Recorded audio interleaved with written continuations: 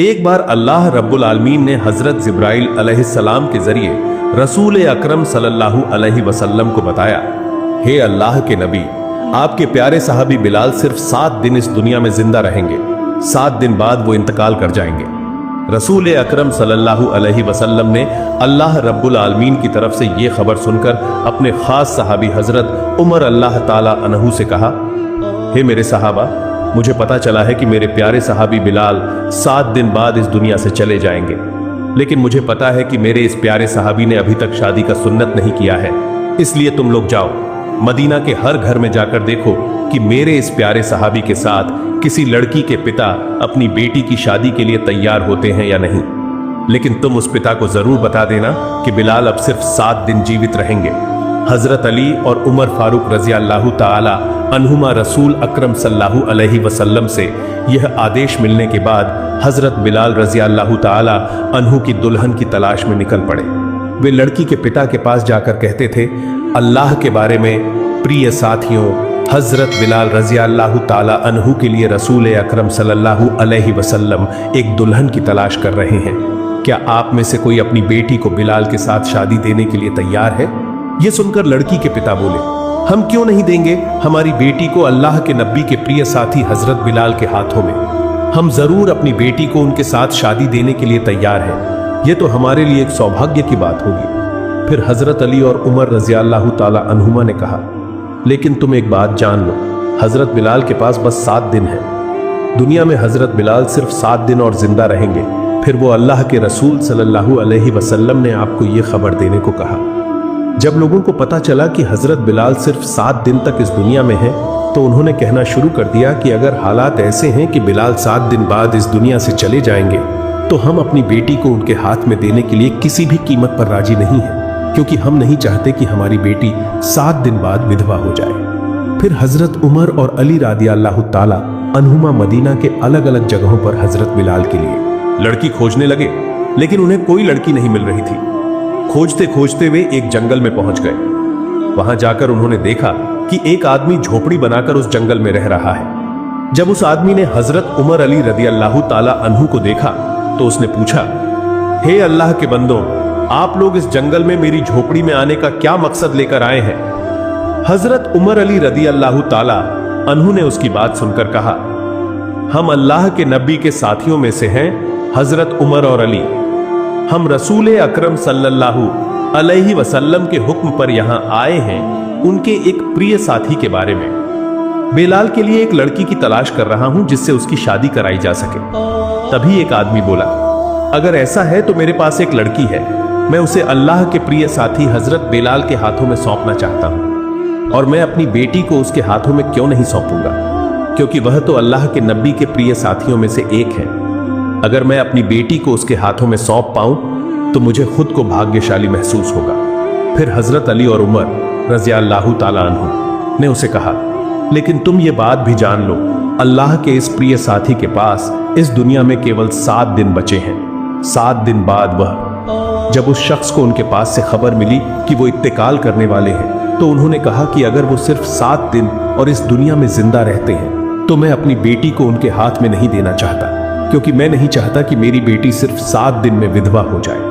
अल्लाह के नबी के प्रिय सहाबी और उस शख्स के बीच ये बातें दूर खड़े होकर उनकी बेटी ने सुनी। जब उसकी बेटी ने देखा कि उसका पिता अल्लाह के नबी के सहाबी के साथ उसकी शादी की बात को रद्द कर रहे हैं, तो उसने आवाज देकर कहा, अब्बा जान, मैं इस शादी के लिए राजी हूं, आप ऐसा कैसे कर सकते हैं? शादी के लिए जो पैगाम अल्लाह के नबी सल्लल्लाहु अलैहि वसल्लम ने सीधे भेजा है, उसे कोई भी ठुकरा नहीं सकता।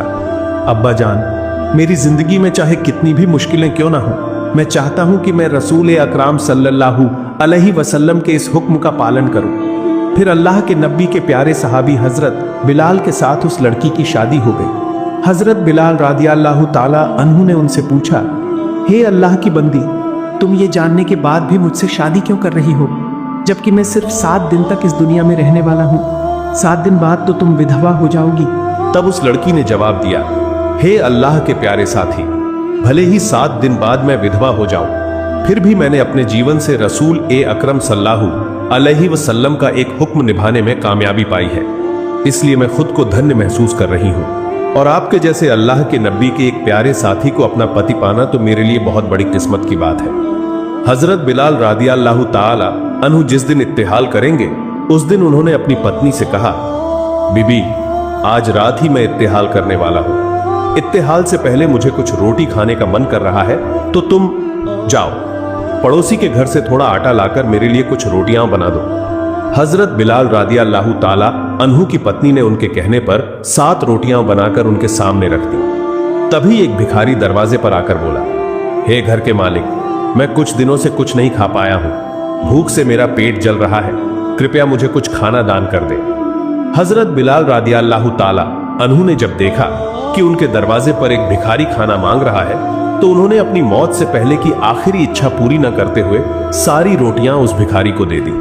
फकीर हजरत बिलाल रादियल्लाहु ताला अन्हु के दरवाजे के सामने उन रोटियों को खाने बैठे थे। जब हजरत बिलाल रादियल्लाहु ताला अन्हु की मौत का वक्त करीब आया तो हजरत अजराइल अलैहिस्सलाम उनकी जान निकालने के लिए उनके दरवाजे के सामने आए। लेकिन हजरत बिलाल रादियल्लाहु ताला अन्हु के दरवाजे के सामने एक फकीर बैठा था जो घर के अंदर जाने का रास्ता रोक रहा था। तब हजरत अजराइल अलैहिस्सलाम ने उस फकीर से कहा, अरे फकीर, तू यहां रास्ता क्यों रोक कर बैठा है? मुझे घर में जाने दे। अल्लाह रब्बुल आलमीन ने मुझे हुक्म दिया है कि मैं बिलाल की जान लूं। जब मैंने उसकी जान खींच ली तब उस फकीर ने अजराइल अलैहिस्सलाम से कहा, अरे अजराइल, क्या तुझे नहीं पता कि खाने के समय किसी को परेशान नहीं करना चाहिए? क्या तू नहीं देख रहा है कि मैं यहां बैठकर खाना खा रहा हूं? जब हजरत अजराइल अलैहिस्सलाम ने देखा कि फकीर किसी भी तरह से अपनी जगह नहीं छोड़ रहा है, तो उन्होंने अल्लाह रब्बुल आलमीन के पास जाकर कहा, हे परवरदिगार, मैं आपके हुक्म से आपके बंदे बेलाल की जान निकालने आया हूं, लेकिन वहां जाकर देखता हूं कि एक फकीर बेलाल के घर के दरवाजे के पास बैठा है। मैं उसकी वजह से बेलाल के घर में प्रवेश नहीं कर पा रहा हूं और उसकी जान नहीं निकाल पा रहा हूं। तब अल्लाह रब्बुल आलमीन ने अजराइल अलैहिस्सलाम से कहा, हे अजराइल, मेरे जो बंदा बेलाल के दरवाजे के सामने बैठा है वो मेरे लिए बहुत प्यारा है। ध्यान रखना, उसके साथ कोई बेजा बात मत करना। जाओ और अच्छे से उससे पूछो कि वो क्या चाहता है। अगर उसकी कोई मांग है तो उसे पूरा करो, फिर उसके बाद ही हजरत बिलाल की जान निकाल लेना। अल्लाह रब्बुल आलमीन के इस हुक्म पर हजरत अजराइल अलैहिस्सलाम फिर से हजरत बिलाल रादियल्लाहु ताला अन्हु के दरवाजे के सामने आए उनकी जान निकालने के लिए। लेकिन तब भी उन्होंने देखा कि वो फकीर हजरत बिलाल के दरवाजे के सामने बैठकर रोटियां खा रहे थे। तभी हजरत अजराइल अलैहिस्सलाम ने उस फकीर से कहा, हे अल्लाह के प्यारे बंदे, बताओ तुम बेलाल के दरवाजे से हटने के लिए क्या चाहते हो? अल्लाह रब्बुल आलमीन ने कहा है कि तुम जो चाहोगे अल्लाह तुम्हें वही देगा। तब उस फकीर ने कहा, बेलाल ने मुझे 7 रोटियां दी है और अल्लाह रब्बुल आलमीन ने कहा है कि जो एक गुण देगा उसके बदले में अल्लाह उसे 10 गुण देगा। मैं चाहता हूं कि बेलाल की इन 7 रोटियों के बदले उसे 70 साल की उम्र दी जाए। फकीर की बात सुनकर हजरत अजराइल अलैहिस्सलाम, ये तो असंभव है। अल्लाह रब्बुल आलमीन ने मुझे जान कब्ज करने का हुक्म दिया है, इसलिए मुझे उनकी बात माननी होगी। तुम अगर और कुछ चाहते हो तो अल्लाह रब्बुल आलमीन तुम्हें वही देंगे। तब उस फकीर ने कहा, मैं और कुछ नहीं चाहता। दुनिया के किसी भी धन संपत्ति या सुख शांति की मुझे कोई उम्मीद नहीं है। मैं बस अल्लाह के साथी हजरत बिलाल की उम्र 70 साल तक बढ़ाने की दुआ करता हूँ। हजरत अजराइल अलैहिस्सलाम ने कहा, मैं तुम्हारी इस मांग को किसी भी तरह पूरा नहीं कर सकता।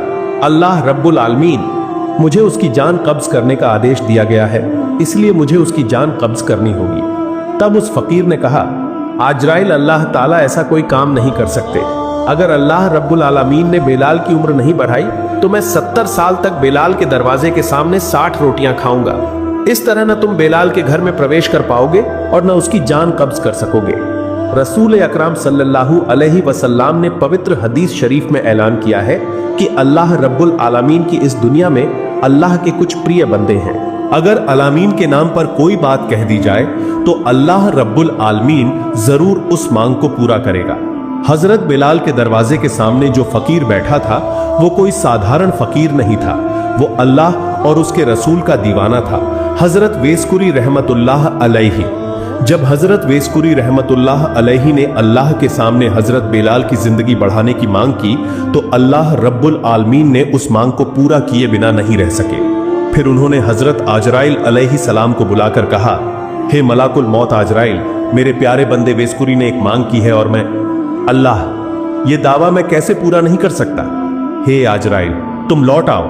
मैं अपने प्यारे बंदे हजरत वाजकुरी की दुआ को मंजूर करता हूँ और नबी के प्यारे साथी हजरत बिलाल की उम्र 70 साल तक बढ़ा देता हूँ। एक बार अमीरुल मोमिनीन हजरत उमर फारूक रदियल्लाहु ताला अन्हु हजरत अली रदियल्लाहु ताला अन्हु के साथ कूफा शहर की तरफ गए। जब वो कूफा पहुंचे तो कूफा वासियों से कहा, हे कूफा वासियों, क्या कोई मुझे अस्कुन की खबर दे सकता है?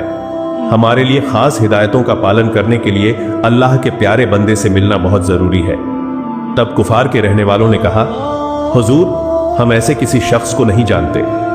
उमर रदियल्लाहु ताला अन्हु ने उनसे पूछा, क्या आपके इलाके में कोई ऐसा आदमी है? इस पर एक शख्स खड़ा हुआ और बोला, हुजूर, मेरे इलाके में उमर रदियल्लाहु ताला अन्हु है। उन्होंने पूछा, क्या तुम अस्कुनी नाम के किसी शख्स को जानते हो? उस शख्स ने कहा, हुजूर, मैं एक आदमी को जानता हूं, लेकिन मुझे नहीं पता कि वह आपके बुलाए गए शख्स हैं या नहीं।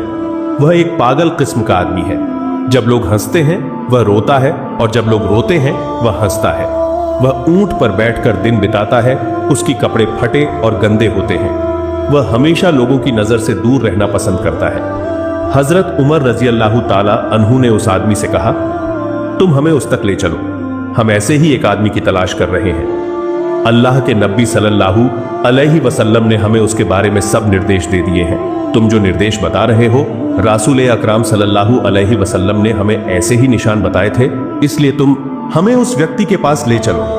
फिर वह व्यक्ति हजरत उमर फारूक रदियल्लाहु ताला अन्हु और हजरत अली रदियल्लाहु ताला अन्हु को लेकर उसकी तलाश में निकल पड़ा। एक खुली जगह पर जाकर उन्हें दिखा कि वह व्यक्ति एक पेड़ के नीचे नमाज पढ़ रहा है। हजरत उमर रदियल्लाहु ताला अन्हु उसके पास जाकर उसके पास खड़े हो गए। जब वह शख्स नमाज खत्म कर लिया तो उन्होंने उसे सलाम किया। उस शख्स ने सलाम का जवाब देते हुए उनसे पूछा, आप लोग कौन हैं और मेरे पास किस मकसद से आए हैं? उन्होंने जवाब दिया, हम अल्लाह के नबी के साहबा हैं, हजरत उमर और अली रदियल्लाहु ताला। हम अल्लाह के एक प्यारे बंदे की तलाश में यहाँ आए हैं। क्या आप कृपया अपना नाम हमें बता सकते हैं? तब उस व्यक्ति ने कहा, मेरा नाम अब्दुल्लाह है, यानी मैं अल्लाह का बंदा हूँ। हजरत उमर रदियल्लाहु ताला अन्हु ने कहा, हम तो सभी अब्दुल्लाह हैं। मैं आपसे उस नाम के बारे में जानना चाहता हूँ जो आपके माँ बाप ने आपके लिए रखा था। तब उस व्यक्ति ने कहा, मेरे माँ बाप ने मेरा नाम वाज रखा था और लोग मुझे कर क्षेत्र का निवासी होने के कारण असुरुनी कहते हैं। तब उमर रदियल्लाहु ताला अन्हु ने आदाब के साथ उनसे कहा, हे अल्लाह के बंदे, क्या आप कृपा करके अपना दाहिना हाथ हमें दिखा सकते हैं? अस्करुनी रहमतुल्लाह अलैहि ने तब हजरत उमर और अली रदियल्लाहु ताला अन्हु की तरफ दाहिना हाथ बढ़ाया। उन्होंने देखा कि उनके दाहिने हाथ में कुष्ठ रोग का एक सफेद निशान है। रसूल अकरम सल्लल्लाहु अलैहि वसल्लम ने अपने हुक्म बताते समय ये हुक्म भी बता दिए थे। तब दोनों ने उनके हाथ को चूमते हुए कहा, हे अल्लाह के प्यारे बंदे, हम तो आपकी तलाश में आए थे। तब उन्होंने उनसे पूछा, क्यों आप लोग इतनी मेहनत करके मेरे पास आए हैं? जब उन्होंने खोजबीन की तो उन्होंने कहा, हजूर ए अकरम सल्लल्लाहु अलैहि वसल्लम ने अपने इंतकाल से पहले हमें एक नसीहत की थी। उन्होंने अपनी पवित्र जुब्बा हमें दी और कहा कि हमें इसे आपके पास पहुंचाना है, और उन्होंने यह भी कहा कि आप अजकरून को बताना कि वह मेरे उम्मत के लिए दुआ करें। ओजकुरी रहमतुल्लाह अलैहि ने कहा, आप लोग हजूर अकरम सल्लल्लाहु अलैहि वसल्लम के प्रिय सहाबा हैं, तो दुआ करने के लिए आप ही मुझसे ज्यादा योग्य हैं, इसलिए आप उनकी उम्मत के लिए दुआ करें। उन्होंने कहा, हम तो हमेशा रसूल अकरम सल्लल्लाहु अलैहि वसल्लम की उम्मत के लिए दुआ करता हूं। अल्लाह के नबी खासकर आपके पास यह दरख्वास्त करने के लिए कहा है। अस्करी रहमतुल्लाह अलैहि ने कहा, हे नबी के प्यारे साथियों, क्या मेरे पास उनकी पवित्र जुब्बा मुबारक की हिफाजत करने की ताकत है? मैं तो एक गुनहगार और दीवाना इंसान हूं, कैसे मैं उनकी पवित्र जुब्बा मुबारक की इज्जत रखूंगा? उन्होंने कहा, रसूल अकरम सल्लल्लाहु अलैहि वसल्लम ने आपके पास यह जुब्बा मुबारक भेजा है, इसलिए वह जरूर जानते थे कि अल्लाह के पास आप कितने कीमती हैं। कृपया आप उनकी जुब्बा मुबारक की इज्जत करें, ले लो और उनकी गुणगान के लिए उम्मत के लिए दुआ करो। फिर हजरत ओस्करी रहमतुल्लाह अलैहि ने उनके पास से रसूल अकरम सल्लल्लाहु अलैहि वसल्लम की भेजी हुई मुबारक जुबा ली और उन्होंने कहा, आप लोग यहां थोड़ा ठहरे, मैं अपने दयालु प्रभु के साथ कुछ पल अकेले बात कर लूं। इसके बाद रहमतुल्लाह अलैहि हजरत अली और उमर रादियल्लाहु ताला अन्हु को वहीं खड़ा करके थोड़ी दूर चले गए। फिर उन्होंने सिजदा किया और अल्लाह रब्बुल आलमीन के दरबार में रोने लगे। हे अल्लाह, तेरे प्यारे हबीब यह ज़ूबा मेरे पास है, मुबारक ने भेजा है और उन्होंने कहा है कि मैं उनके गुनाहगार उम्मत के लिए दुआ करूं। तुम्हारे हबीब ने अपना फर्ज निभाया है। हजरत अली और उमर रदियल्लाहु ताला अन्हु को भी एक जिम्मेदारी दी गई थी, उन्होंने भी अपना फर्ज निभाया। और तुम्हारे प्यारे हबीब ने मुझे भी एक जिम्मेदारी दी है और वो ये है कि मैं उनके गुनाहगार उम्मत के लिए दुआ करूं। हे अल्लाह, मैं आपके प्यारे हबीब के हुक्म पर आपकी अदालत में उनके गुनाहगार उम्मत के लिए दुआ कर रहा हूं। मेहरबान, आप उनके सभी गुनाहगार उम्मत को माफ कर दें। अस्करुनी रहमतुल्लाह अलैहि की मोनाजात के संदर्भ में अल्लाह रब्बुल आलमीन ने कहा, हे वाइस, तुम सजदा से सिर उठाओ। तुम्हारी इस दुआ की बरकत से मैंने उम्मत मोहम्मदीर के एक हिस्से को माफ कर दिया। रहमतुल्लाह अलैहि ने कहा, हे अल्लाह, आप जब तक उनके पूरी उम्मत मोहम्मदी को माफ नहीं करेंगे, मैं सजदा से सिर नहीं उठाऊंगा और आपके प्रिय हबीब का जूबा मुबारक नहीं पहनूंगा। तब अल्लाह रब्बुल आलमीन ने कहा, हे वाइस, तुम्हारी दुआ की वजह से मैंने उम्मत मोहम्मदी के 1/3 गुनाह माफ कर दिए। तुम सजदा से सिर नहीं उठाते। रहमतुल्लाह अलैहि ने कहा, हे अल्लाह, जब तक आप मेरे प्यारे हबीब की पूरी उम्मत के गुनाह माफ नहीं करेंगे, तब तक मैं सिजदा से सिर नहीं उठाऊंगा और आपके प्यारे हबीब की जुब्बा मुझे नहीं पहनने देंगे। तभी अल्लाह रब्बुल आलमीन ने कहा, हे वाइस, तुम्हारी दुआ के कारण मैंने मोहम्मदी उम्मत के आधे गुनाह माफ कर दिए हैं। तुम सिजदा से सिर उठाओ। रहमतुल्लाह अलैहि ने फिर से अल्लाह रब्बुल आलमीन के दरबार में अर्जी की, हे अल्लाह, आप पूरी उम्मत के मोहम्मदी गुनाह माफ कर दीजिए, तभी मैं सिजदा से सिर उठाऊंगा। उस तरफ दूर खड़े थे हजरत उमर और अली रादियल्लाहु ताला अन्हु। काफी देर तक खड़े रहने की वजह से उन्हें खून की कमी महसूस हुई।